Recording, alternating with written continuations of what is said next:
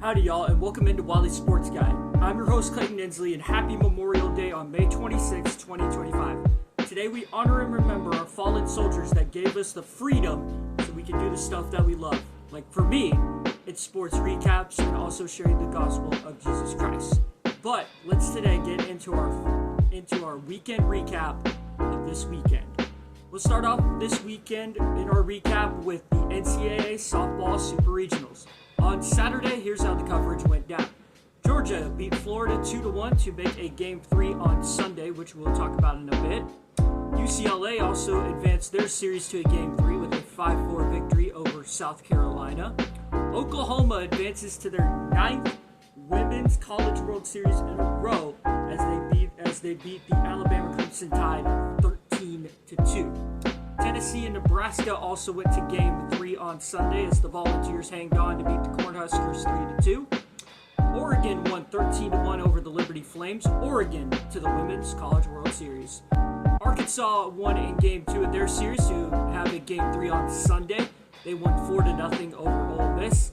And then Texas won 6-5 in a comeback to make sure that they get their ticket to the Women's College World Series. Moving on to Sunday in the Super Regionals, Florida officially claimed their ticket to the Women's College World Series as they won 5-2.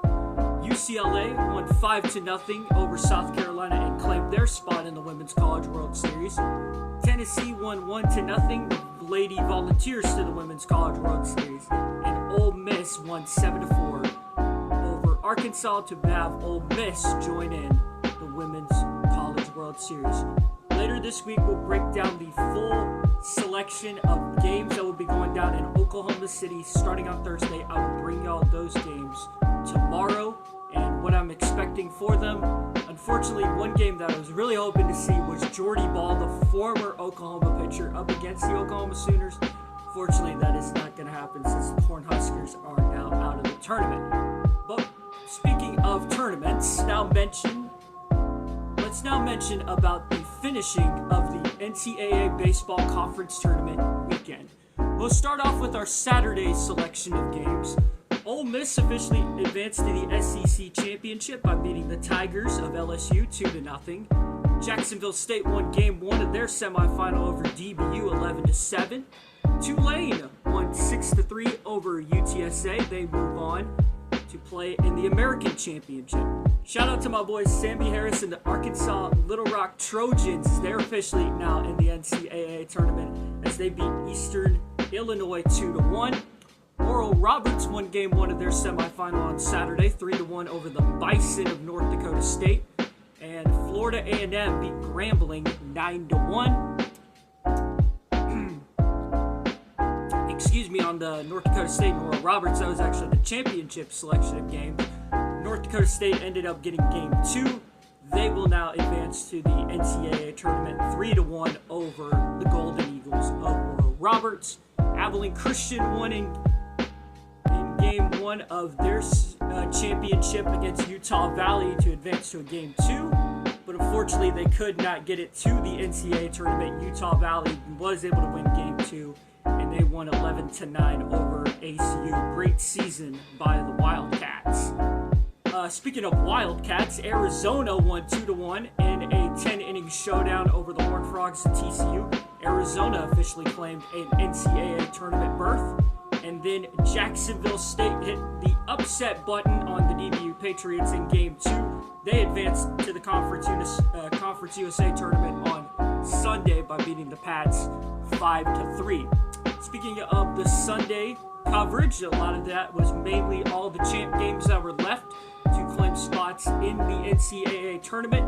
North Carolina won in Durham 14-4 and claimed the ACC championship to lock the Tar Heels into the NCAA tournament. The East Carolina Pirates won 8-2 over Tulane. They are the American champions. Vanderbilt won in a close one against Ole Miss. They win 3-2 and claimed the number 1 seed in the NCAA tournament. Moving on to the Big Ten Championship, Nebraska won 5-0 over UCLA. The Cornhuskers officially claimed their spot in the NCAA tournament. Then one of the conferences that I don't think anyone had an idea it was going to be this good at the end of the year. The Sun Belt champion Coastal Carolina beat Southern Miss 7-5 in a top 20 ranked matchup. And then Western Kentucky won 6-5 over Jacksonville State. Here are your NCAA regional hosts going into the regional rounds.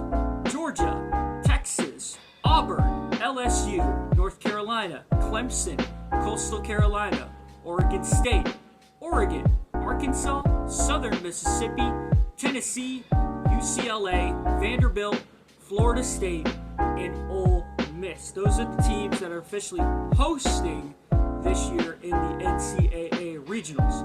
Tomorrow on tomorrow's show, we will break down where your teams are in their specific region. So, where are the DBU Patriots? Where are the Oklahoma Sooners? Where are the TCU Horned Frogs? Where are the Arkansas Little Rock Trojans? Where are your teams? We'll tell you and who they're playing tomorrow. By the way, College World Series Regionals officially begin May 29th through the June 1st. Then that next weekend will be the Super Regionals, and then we're only a couple weekends now away from the Road to Omaha. The Road to Omaha begins officially on May 29th. Let's now recap Game 3s of the Eastern Conference Finals and Western Conference Finals this weekend in the NHL Stanley Cup playoffs. Carolina and Florida played Game 3 of their 7-game series on Saturday night, with Mikula starting the scoring for the Florida Panthers. He got assists from Rodriguez and Alexander Barkov. Logan Stankoven, the former Dallas Star, got a power play goal with assistance from Brett Burns and Kotinkheim. I hope I said that right. He got the goal scoring going for the Carolina Hurricanes. Buckfist with assists from Rodriguez and Ekblad got the third period started for Florida. That was the first of 5 goals for the Panthers. Mikula with assists from Bennett and Kachuk. Alexander Barkov with an assist from Matthew Kachuk. Barkov again with an assist from Buckfist. And Brad Marchand joined in the goal scoring with assists from Lundell and Buckfist. Thankfully, though, for Carolina, they would at least get 1 goal in the third period. They would get in a goal from Seth Jarvis on a power play goal with assists from Logan Stankoven and Sebastian Aho. Final score of this game would be 5-2 Panthers. The Panthers are now 3-0 in the series, and tonight we'll look in Game 4 to claim their spot once again in the Stanley Cup tonight at 7 p.m. on TNT, True TV and Max, as they try to sweep the Carolina Hurricanes. Moving on to the Sunday game of the Western Conference Finals, Game 3 is Dallas and Edmonton went out on the ice. Unfortunately for the Stars, it started off very bad after what happened in Game 2 with Darnell Nurse and Rupe Hintz. Rupe Hintz was unfortunately out Game 3 for the Stars due to that slashing call in Game 2. But it really didn't care for Edmonton as they were scoring a lot today. It started off in the first period as Evan Bouchard got the first goal with assists from Ryan Nugent-Hopkins and Kulak. Connor McDavid would get his goal yet again with assists from Ryan Nugent-Hopkins and Hyman. Dallas would thankfully get 1 goal in the second period as Jason Robertson got his first playoff goal with assists from Lian Bichel and Mikko Rantanen. Connor McDavid would then get his second goal, and he would make it a 3-1 game. But then it was all Edmonton after that as Hyman gets a goal with Nugent-Hopkins and Evander Kane in the third. Hyman with an assist from Evander Kane also in the third. And the former Star John Klingberg hit a power play goal with Leon Draisaitl and Evander Kane in the assist. Game 4 between Dallas and Edmonton will be on ESPN Tuesday night at 7 p.m. as the Stars try to look to tie the series.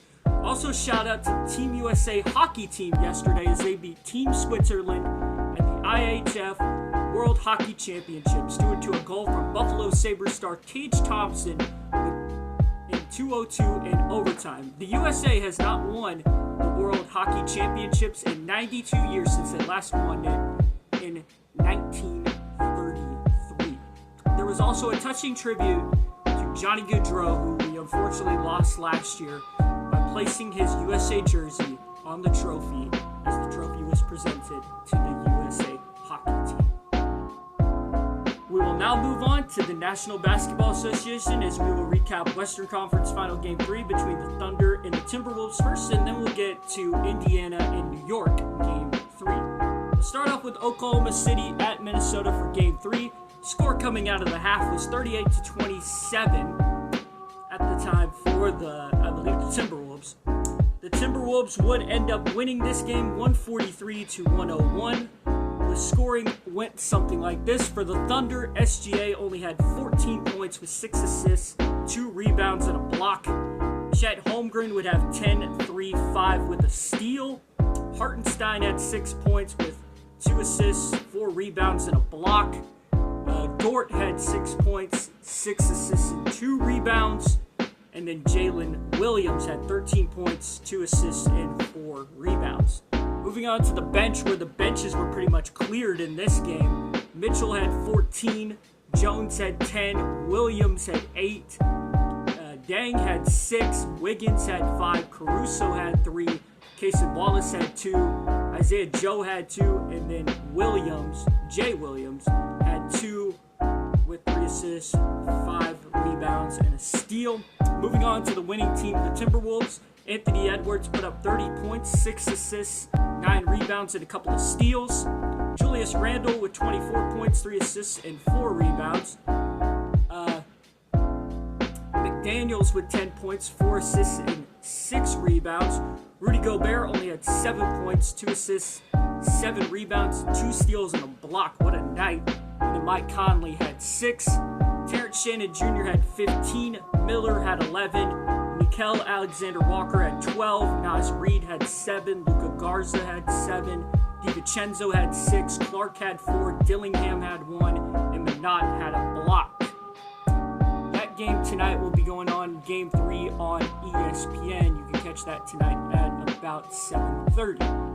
Moving on to Game 4 last night between the Knicks at the Pacers. The Pacers had the lead at the half 58-45, but the Knicks came back and stormed back from double digits to win the game 106-100. They officially get their first win of the series, as both series, even in the Western and the Eastern Conference Finals, are now both at 2-1 advantages in the series. For the Western, that's for the Thunder, and the Eastern, that's for the Pacers. We'll take a look at the Knicks scoring breakdown right now, as Karl Anthony Towns had 24 points, 1 assist, 15 rebounds, and had that 20 points in the fourth quarter to help storm the Knicks back for a comeback. Brunson had 23, but only had an assist and 2 rebounds. Anunoby had 16 with 2 assists, 2 rebounds, a steal, and 3 blocks. Bridges had 15, McBride had 9, Hart had 8, Robinson had 6, Shamet had 3, and Wright had 2. For the losing Pacers, Halliburton put up 20 with 7 assists, 4 rebounds, and 3 steals. Miles Turner right behind with 19 points, 3 assists, 4 boards, 1 steal, and 2 blocks. Siakam had 17, McConnell had 12, Nembhard had 9, Neesmith had 8, Toppin had 8, Shepard had 3, Bradley had 2 with a block, and then Mathurin had 2 as well. Game 4 of that series will be happening Tuesday night on TNT, where you can catch an awesome behind-the-scenes look at inside the NBA right after the game. Let's now get into the MLB, as the Rangers had their series against the Chicago White Sox. The final 2 games of that series happened this weekend. We'll start off with the scoring summary for the game. Josh Smith would hit an RBI double to start the scoring for the Texas Rangers in the top of the first. That would score Sam Haggerty. Marcus Semien would hit a sac fly to center field. That would score Jock Peterson. Jonah Heim would score on a fielding error by left fielder Richie Palacios. In the bottom of the fourth, Palacios would strike back with a 2-run homer. That would score Luis Robert Jr. In the top of the fifth, Kyle Higashioka with an RBI single. That would score Wyatt Langford. Mike Tauchman would hit a fielder's choice to second base. That would score Salter. Benintendi would have a 2-run RBI double. That would score Medroth and Tauchman. Then Lewin Sosa would have a bases-clearing double. That would score Andrew Benintendi, Matt Thaiss, and Luis Robert Jr. Bottom of the seventh, Luis Robert would be at it again with an RBI double. That would score Miguel Vargas. Adolis Adolis Garcia with a solo shot. That would be in the top of the 8th. And then Mike Tauchman would strike back with a solo home run of his own. Looking at the pitching summary for the Texas Rangers, Jack Leiter went 5 innings pitched on Saturday with 6 hits, 2 earned runs, 5 walks, and 3 Ks. Milner came out of the bullpen with a hit and 2 earned runs. Jacob Webb went .2 innings pitched with 3 hits, 2 earned runs, 2 walks, and a strikeout. Luke Jackson would throw .1 innings pitched with a walk, and then Caleb Bosley would close out the game with 2 innings pitched, 4 hits, 2 earned runs, and 2 strikeouts.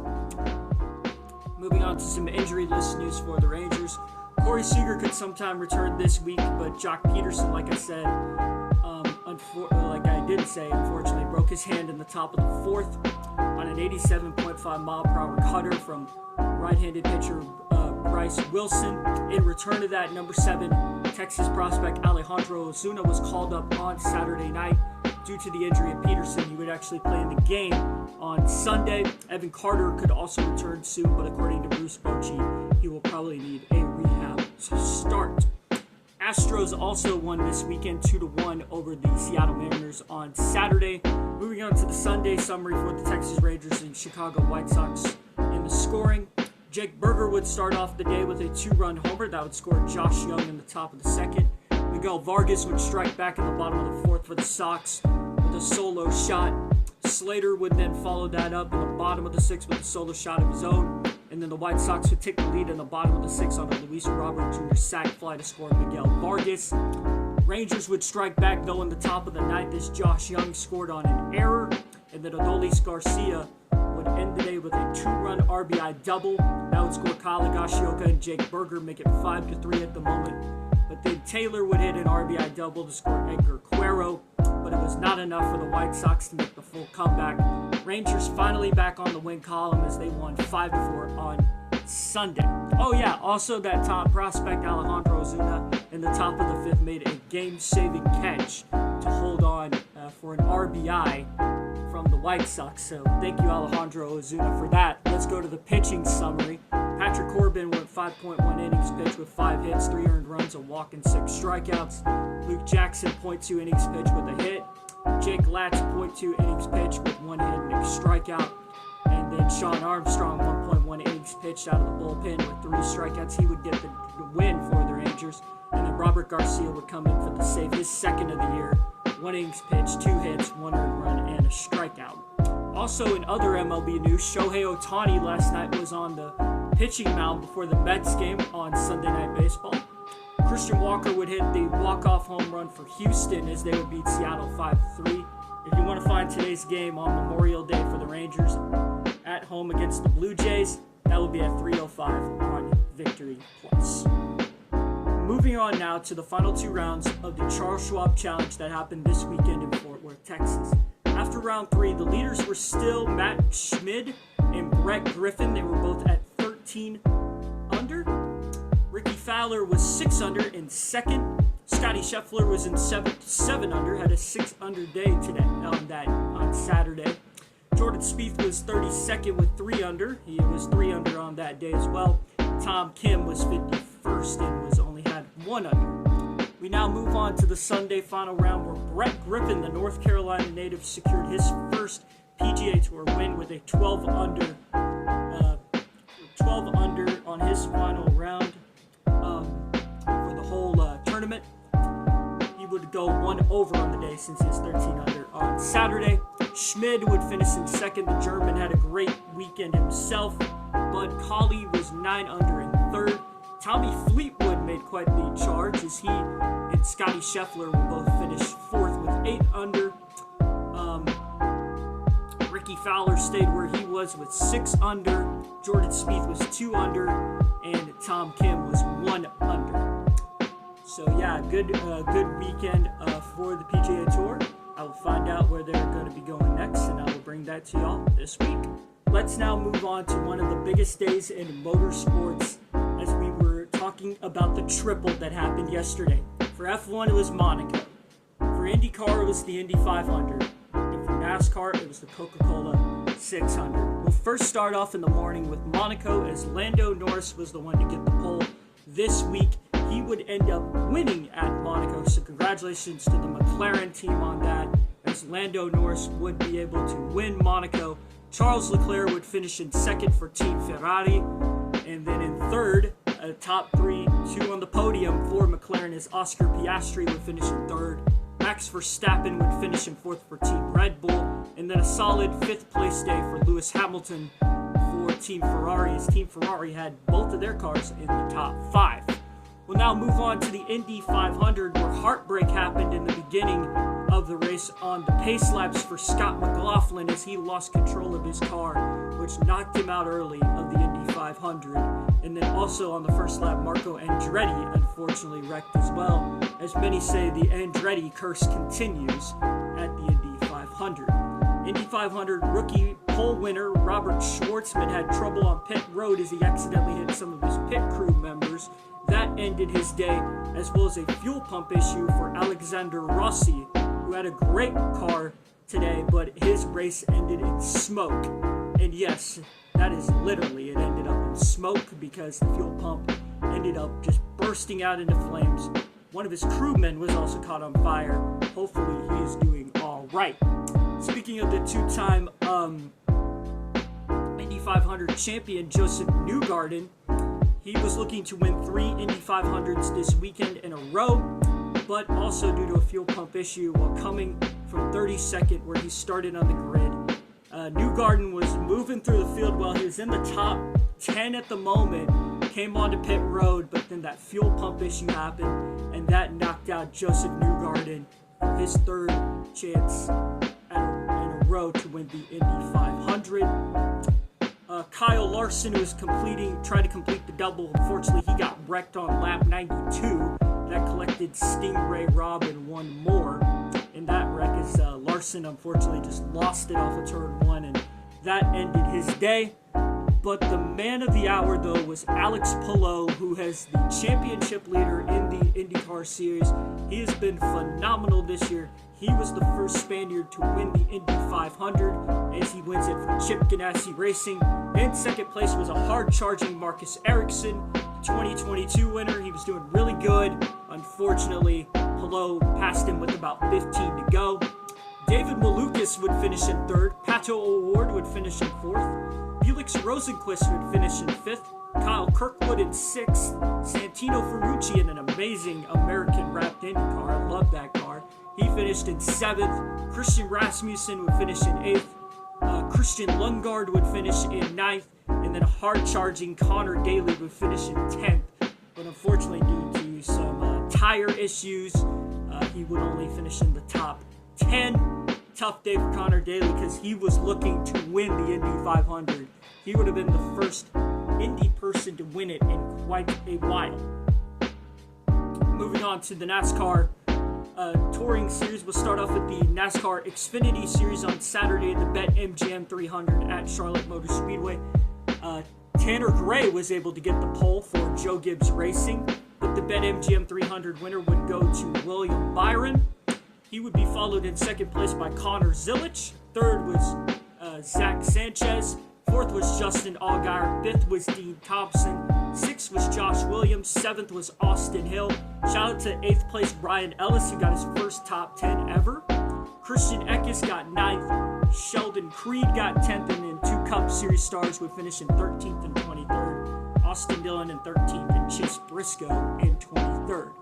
Then last night was the Coca-Cola 600. Chase Briscoe ended up winning the pole on Saturday for Joe Gibbs Racing, as it was all dominated yesterday by William Byron. But in the last few laps, Ross Chastain came from the back in a backup car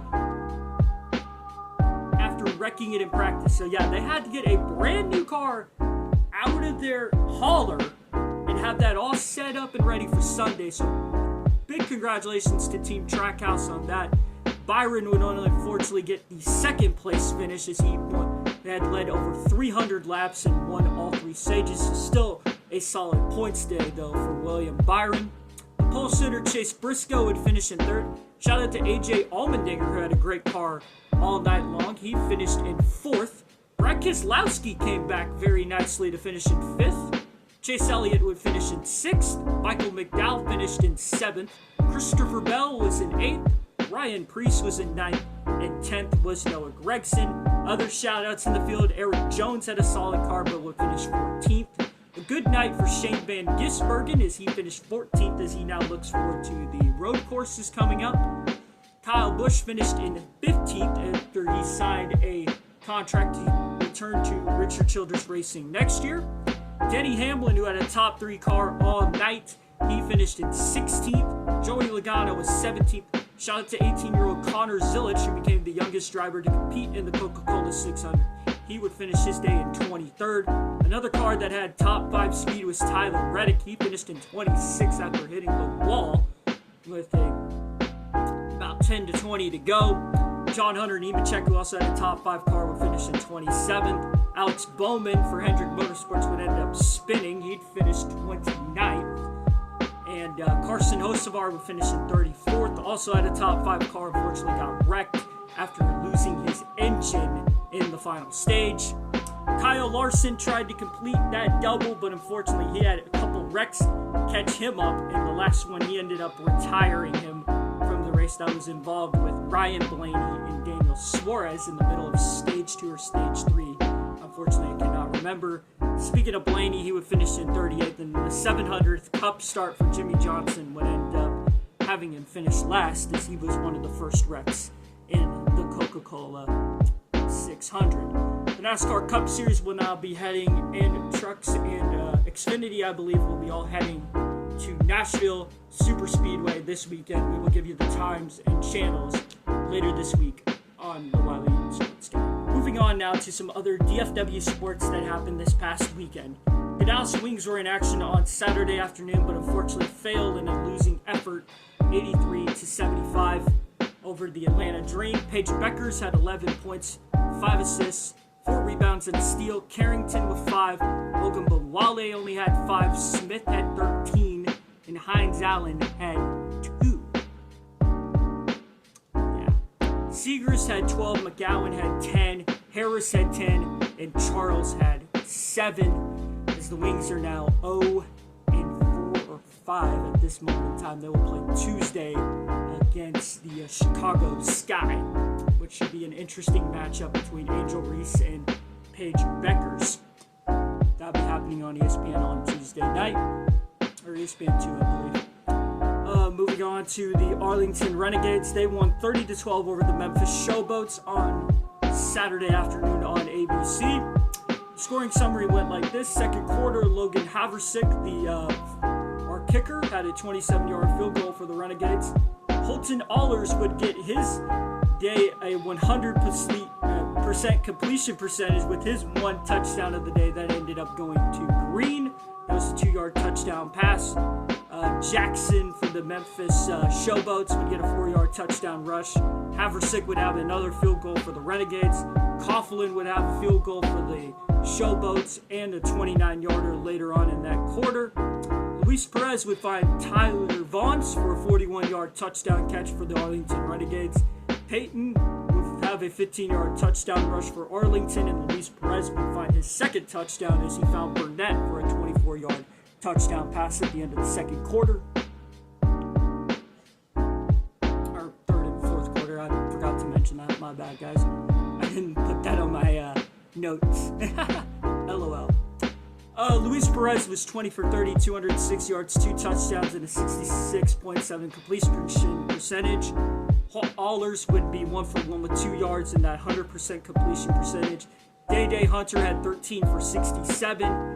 Marquette King had 1 rush for 37 yards. Jones Jr., 7 for 18. Peyton 1 for 15, and then Luis Perez only went 3 for -3 yards. Tyler Vaughns led the way for 88 catches for 107 yards. Burnett 4 for 42. Canella 3 for 25. Hunter 3 for 23. Peyton 1 for 9. And Green for that 1 touchdown. The defense was also very solid for the Renegades as 2 sacks came from Taylor III. Johnson, Bars, and Clark also had a sack as well. Payne with 1 interception. Johnson and Clark with 2 TFLs. Price, Bledsoe, Johnson, Bars, and Odom also had 1 tackle for loss. And then Taylor III We'd also have 2 forced fumbles and a fumble recovery.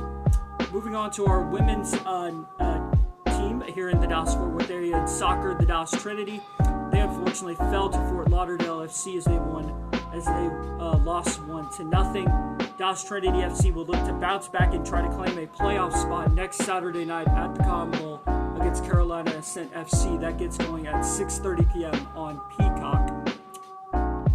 Finally, we'll wrap up with FC Dallas, who lost to the Seattle Sounders on Saturday 1-0 with a goal from Rusnak for the Sounders in the 86th minute.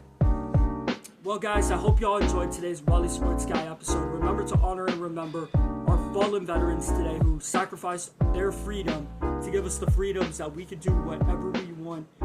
But mainly remember that God gave us also those freedoms, and He gave them that opportunity to save our freedoms for that reason. So please remember that today on this Memorial Day. Remember those soldiers, remember those family members who unfortunately have passed on to save us and keep us safe at our time. Well, guys, like I always say, keep Jesus first. God bless. Don't mess with Texas. Have a blessed day. I will see y'all guys tomorrow.